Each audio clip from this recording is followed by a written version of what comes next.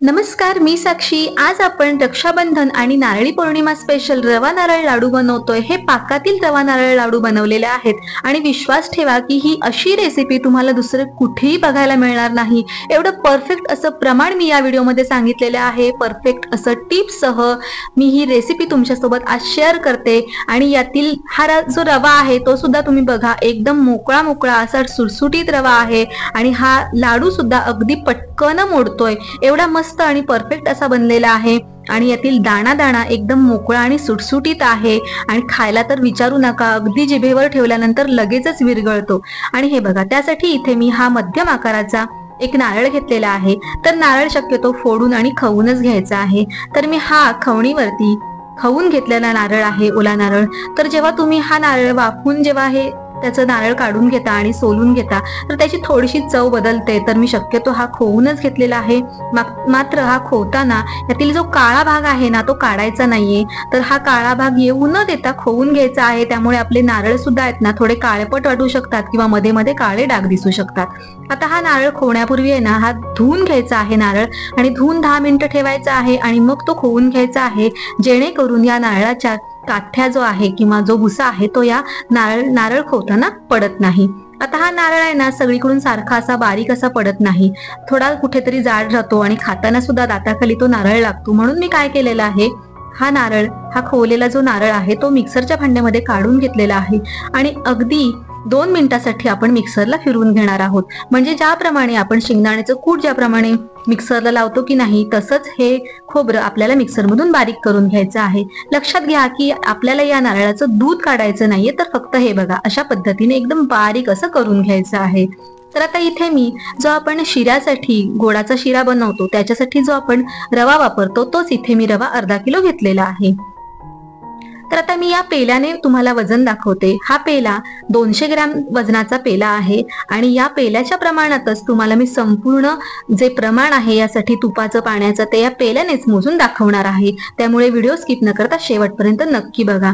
तर इथे मी याच पेल्याने हा रवा सपाट असा 3 पेले हा रवा भरलेला आहे। हा 200 ग्रॅम पेला आहे, पण मी इथे मुठभर रवा जास्त घेतलेला आहे। तर तुम्ही परफेक्ट प्रमाणात बरोबर 2.5 पेले हा रवा घेऊ शकता। तर हा रवा मी इथे घेतलेला आहे, किंवा तुम्ही पेल्याचं प्रमाण न घेता डायरेक्ट अर्धा किलो रवा सुद्धा घेऊ शकता।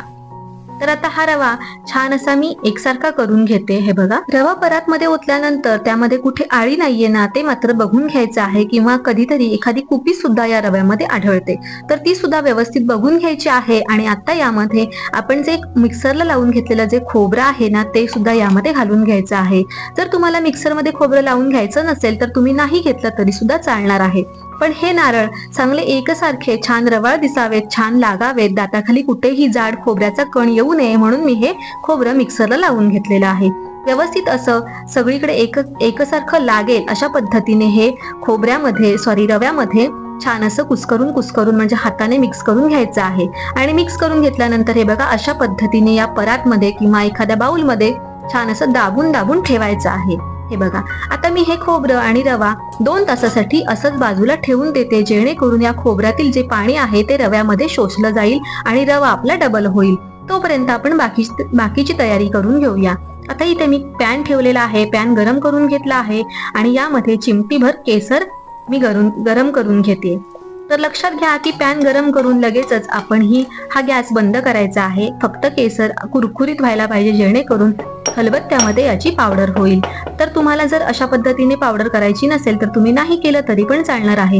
आता कोमट दुधामध्ये मी ही केसर घालून घेते आणि हे बघा अशा पद्धतीने जर केसर तुम्ही दुधामध्ये भिजायला घातली ना तर या केसर मधला सगळा रंग या दुधामध्ये उतरतो। ही महत्वपूर्ण अशी टिप आहे, तुम्ही नक्की वापरा।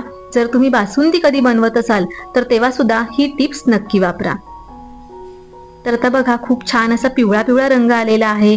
आता त्याचबरोबर त्याच सेम पेल्याने आपण साखर सुद्धा मोजून घेऊया। तर हे बघा, इथे मी हा 1 पेला घेतलेला आहे आणि आणखीन अर्धा पेला मी अर्ध्याच्या पेक्षा वरच ही साखर मी घेतलेली आहे। जर मला थोडे आमच्याकडे कमी गोड खाणारे आहेत म्हणून मी थोडी साखर कमी घेतलेली आहे। तुम्हाला परफेक्ट गोड आवडत असेल तर तुम्ही पूर्ण 2 पेले साखर घेऊ शकता। जास्त गोड आवडत असेल तर तुम्ही 2.5 पेले सुद्धा साखर घेऊ शकता, त्याने सुद्धा काही फरक पडत नाही. फक्त त्यावेळी तुम्हाला थोडंसं नारळ वाढवायचं आहे, म्हणजेच नारळ मोठा घ्यायचा आहे. तर इथे त्याच पेल्याने मी 1 पेला तूप सुद्धा घेतलेला आहे. तूप या मी बाउलमध्ये 2 टेबलस्पून तूप होतं म्हणून थोडं पेल्याला कमी तूप घेतलेलं आहे. त्याच पेल्याने मी इथे 1 पेला पाणी सुद्धा घेतलेलं आहे. आता मी या पेल्याच्या प्रमाणात तुम्हाला संपूर्ण प्रमाण मी सांगितलेलं आहे. अशाच पद्धतीने तुम्ही सुद्धा करायचं आहे. तर आता जो आपण नारळ लावून रवा ठेवलेला आहे तो जास्तीत जास्त 2 तास आणि कमीत कमी 1 तास आपण बाजूला ठेवून द्यायचा आहे, किंवा तुम्ही लगेच जरी नारळ आणि रवा लावून रवा भाजायला घेतला तरी सुद्धा चालेल. छान असे या गाठी मोडून घ्यायच्या आहेत. आता बघाल तुम्ही हा रवा आहे ना तो डबल झालेला आहे, कारण यामध्ये आपण ओला नारळ घालून ठेवलेला आहे. आणि आता हे मिश्रण आहे ना रव्याचं ते मी 2 बॅच मध्ये भाजून घेणार आहे, जेणेकरून हा रवा चांगला खमंग असा भाजला जाईल. आता हे बघा मी 2 भाग करून घेतलेत. इथे गॅसवरती कढई छान तापायला ठेवलेली आहे. कढई छान तापलेली आहे. आणि आता हे जे आपण तूप घेतलेलं आहे पेल्यामध्ये 1 पेलाभर, त्यातील फक्त थोडंसं मी हे तूप त्यामध्ये घालून घेते. आता हे तूप छान असं तापलं पाहिजे. रवा थोडासा घातल्यानंतर चांगलं फुलून वरती आलं पाहिजे. आणि मग हे बाकीचा जो रवा आहे, नारळ आहे, ते सगळं यामध्ये घालून घेते. आणि अर्धा रवा मी बाजूला ठेवून दिलेला आहे. आता हा रवा आपल्याला अगदी मंद आचेवरती खमंग असा भाजून घ्यायचा आहे. हा रवा भाजण्यासाठी कमीत कमी 20 मिनिटं लागतात. या लाडूमध्ये आहे ना फक्त 20 मिनिटं 20 मिनिटं अशी धरली तर 40 मिनिटं आपल्याला रवा भाजण्यासाठीच लागणार आहे. बाकी कशालाही वेळ लागत नाही. एवढी साधी आणि सोपी अशी रेसिपी आहे. बरं, ही रेसिपी याच पद्धतीने जर तुम्ही बनवलेत लाडू तर अजिबात हे लाडू चुकणार नाहीत. आता जेव्हा आपला हा रवा चांगला खमंग असा भाजला जातो ते कसं ओळखायचं, तर जेव्हा हा मंद आचेवरतीच हा रवा आपण जेव्हा भाजतो ना तेव्हा खाली असा लागायला लागतो. म्हणजे अगदी 2 सेकंद जरी हा रवा तसाच ठेवू दिला तर लगेचच खाली करपायला सुरुवात होते. किंवा हा रवा जेव्हा आपण भाजतो, खमंग भाजला जातो ना, तेव्हा घरभर घमघमाट सुटतो. अगदी शेजारच्या घरापर्यंत या रवा भाजण्याचा वास जातो. तेव्हा समजावं की हा रवा छान खमंग भाजलाय. आणि तुम्ही बघू शकता या दोन्ही रव्यातील कलर सुद्धा डिफरंट आहे. आणि जेव्हा रवा छान परफेक्ट असा भाजला जातो ना तेव्हा तुम्ही असा एकत्र करून बघायचा. हा रवा आहे ना असा खाली बसतो, म्हणजे असा फुललेला वाटत नाही, तर असा बसका रवा होतो जेव्हा खमंग रवा भाजला जातो. ही सुद्धा परफेक्ट रवा भाजलेला आहे, याची खूण आहे.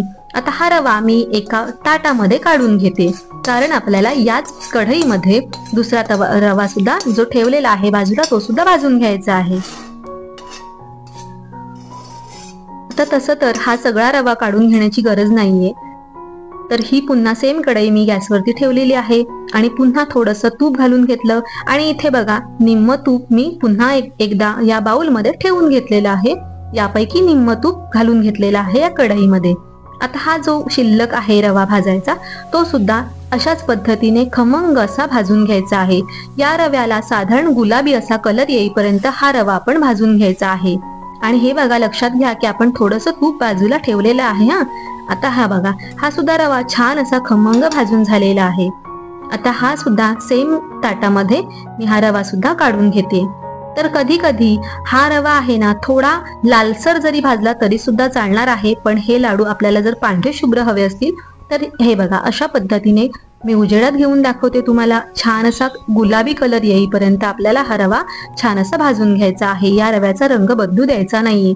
तर सेम कढई ठेवली गॅसवरती. आता मात्र गॅसची फ्लेम मीडियम आहे आणि हे जे पेलावर आपण पाणी घेतलेलं आहे ते पाणी मी या कढईमध्ये ओतून घेते. या पाण्याला उकळी आली की जी आपण साखर मोजून घेतलेली आहे 2 पेले ती सुद्धा या पाण्यामध्ये घालून घेतली. आता गॅसची फ्लेम मीडियमच आहे. मीडियम फ्लेम वरती आपल्याला ही साखर या पाण्यामध्ये चांगली विरघळवून घ्यायची आहे. तुम्ही मध्ये मध्ये या पलेत्याने छान ढवळू सुद्धा शकता. आता हे बघा पाण्याला उकळी आलेली आहे, परंतु साखर मात्र अजूनही विरघळलेली नाहीये. तर अजून 5 मिनिटं आपल्याला ही साखर छान अशी विरघळून घ्यायची आहे. आणि हे बघा अशा पद्धतीने घट्ट असा पाक आपल्याला बनवून घ्यायचा आहे.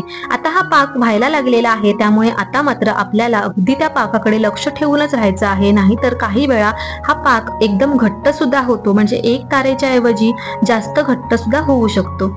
म्हणून आता मात्र इथे आपल्याला लक्षपूर्वक काम करायचं आहे. तर हे बघा मी हातावरती घेऊन बघितलं तर फक्त ज्या पद्धतीने आपण गुलाबजामसाठी पाक बनवतो तसाच हा पाक चिकट झालेला आहे. तर पुन्हा एकदा बघितलेलं आहे. तर हे बघा, अशा पद्धतीने जेव्हा ही हलकीशी तार येते ना, तेव्हा जर तुम्ही पहिल्यांदा जर हे पाकातील रव्याचे लाडू बनवणार असाल तर तुम्ही हे मिश्रण रव्याचं आत्ता सुद्धा घातलं तरी सुद्धा तुमचे हे लाडू आहेत ना, ते एकदम परफेक्ट बनणार आहेत, अजिबात चुकणार नाहीयेत. पण मी इथे 1 तारी पाक बनवते म्हणून मी थोडा आणखीन 1 मिनिटभर पाक शिजू दिला आणि आता तुम्ही बघाल तर ही तार अशी परफेक्ट येते. हे बघा, बघितलत ना, अशी तार आली पाहिजे, किंवा मी आधी सांगितल्याप्रमाणे थोडी हलकी तार आली तरी सुद्धा चालेल. तर आता हे जे रवा नारळाचं भाजून घेतलेलं मिश्रण आहे ते सगळं या पाकामध्ये घालून घ्यायचं आहे. गॅसची फ्लेम लो करायची आहे आणि गॅस ऑनच आहे, अजूनही चालूच आहे, मात्र गॅसची फ्लेम लो आहे. आता हे मिश्रण चांगलं एकजीव होईल अशा पद्धतीने या काविलत्याने पलेत्याने छान असं ढवळून घ्यायचं आहे, जेणेकरून कुठेही गुठळा राहता कामा नयेत. मी इथे झाकण ठेवून घेतलेलं आहे 1 मिनिटासाठी आणि पुन्हा एकदा हे मिश्रण पलेत्याने ढवळून घ्यायचं आहे आणि थोडं थोडं 1-1 मिनिटाला हे मिश्रण ढवळून घ्यायचं आहे. आता यामध्ये मी 1 चमचाभर वेलची पावडर घालून घेतलेली आहे आणि यातील थोडं तूप मी जे शिल्लक ठेवलेलं होतं बाजूला ते घालून घेतलेलं आहे. पुन्हा एकदा छान असं ढवळून घेतलेलं आहे आणि सतत व्यवस्थित ढवळायचं आहे, नाहीतर या रवा मिश्रणाच्या लाडवाच्या गुठळ्या होतात आणि पुन्हा जे शिल्लक जे तूप होतं ना बाकीचं उरलेलं ते सगळं मी या लाडूमध्ये नंतर घालून घेतलेलं आहे. आणि आता तुम्हाला लाडू वळून दाखवते.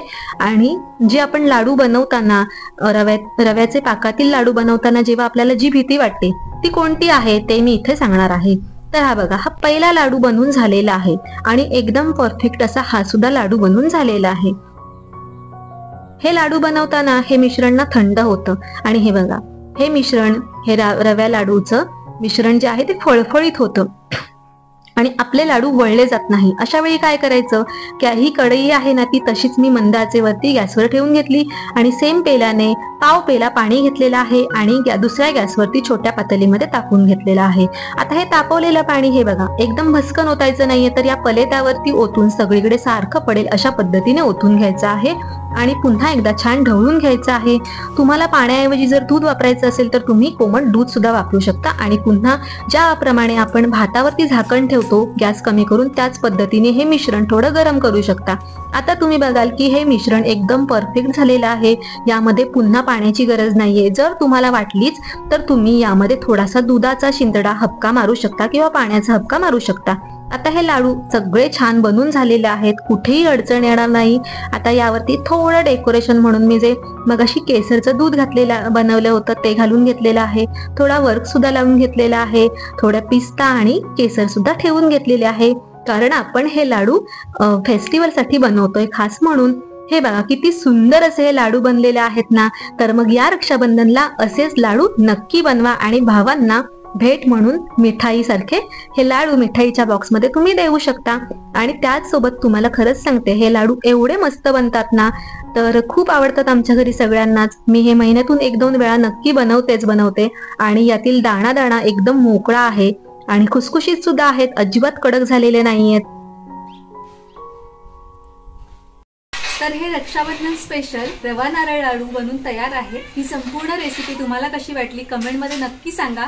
व्हिडिओ आवडला तर व्हिडिओला लाईक करा आणि चॅनलला सबस्क्राईब सुद्धा करा. चला तर मग पुन्हा भेटूया नवीन रेसिपी सोबत. तोपर्यंत बाय बाय.